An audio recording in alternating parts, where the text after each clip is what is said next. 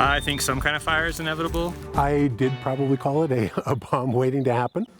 Utah has had its fair share of wildfires, but the state has largely avoided fires that have destroyed entire communities, like we've seen in California and Colorado. But there is one community in Salt Lake County that has fire experts very concerned.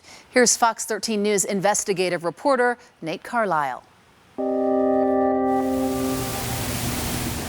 Airplanes and helicopters filled the skies in July 2019 to fight a fire that ignited in Emigration Canyon. Fuels up here are extremely explosive. We decided that we'll just get out. I had my sentimental things in a tub that I threw into the van. I would firmly believe that all those houses would have been incinerated. The potential for spread is great. No one lost a home. Just letting you know the canyon is now open to residents only.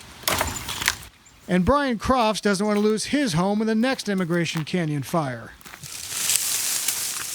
Well, we've been working quite a few weekends now to clear out some of the underbrush from around our house. Clearing trees, brush, and anything else that could burn. We read about a really dry year, and we wanted to make sure that we have a nice space around us that wasn't basically just fuel for fire. Emigration Canyon is filled with Utah history. It's also filled with trees, brush, and homes.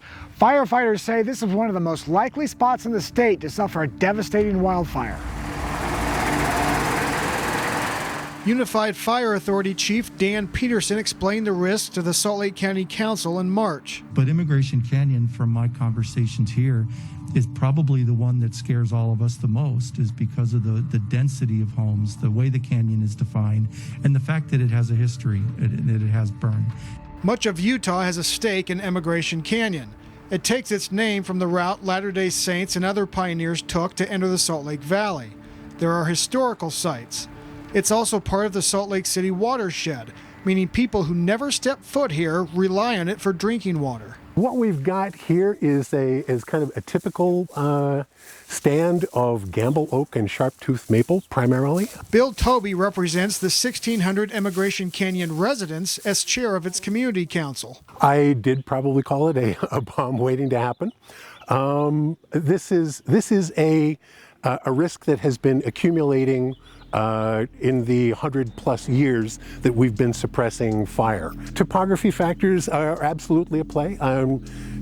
This is a mountain canyon, and it forms a natural chimney for winds. So if there are winds blowing along the main axis of the Salt Lake Valley, those winds get channeled and accelerated. Burning homes aren't the only things canyon residents have to worry about. This is the only road in and out of the community of Pinecrest, right off Emigration Canyon Road.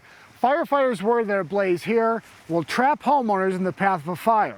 There's several communities here, small subdivisions as well as canyons, that are dead-end roads, and they have limited ingress and egress. Year after year, we see fires burn western communities resembling Emigration Canyon in Colorado, in Oregon, and California. 30 of those homes have already done the work, and all we have to do is put a hose lay around them and man that hose lay to fight the fire. Then that's just how it goes. Matthew McFarland with Unified Fire says, in an inferno where firefighters have to decide where to make a stand, they're going to choose to save homes that already have defensible space. And then properties where it looks like the homeowner hasn't taken on that burden of work to prepare the property, they're going to be further down on that list. Unified and Salt Lake County have programs encouraging homeowners to clear wildfire fuels from their property. We've probably got 20% of the community who are proactive. It can be a lot of work. Toby admits he has a list of things to do on his own property, from tree trimming to raking pine needles to installing wire mesh roof vents that will prevent embers from entering his attic. One of the things that's at play here is that people move into an environment like this because they want to be in the mountains, they want to be in the trees. They don't want to take down the large tree that's just outside the door. Rocky Mountain Power has been trimming trees around electrical lines, and they're prepared to shut off power to Emigration Canyon on hot, windy days in order to prevent a spark that could ignite a fire. But Toby said there are second homeowners and absentee landholders who have let properties get overrun with trees and vegetation. So what's the scenario that most concerns you, that keeps you up at night? A fire starting somewhere low in the canyon on a high wind day, late in the summer, with dried fuels abundant, low moisture, low humidity, high temperature, high wind. That fire will spread very, very fast. In Emigration Canyon, Nate Carlisle, Fox 13 News, Utah.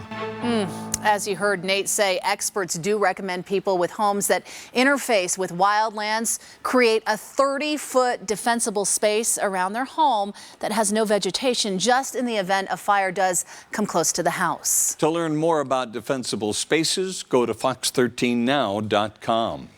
If you have a story you'd like the Fox 13 investigative team to look into, send an email to iteam@fox13now.com or call the tip line at 801-536-1314.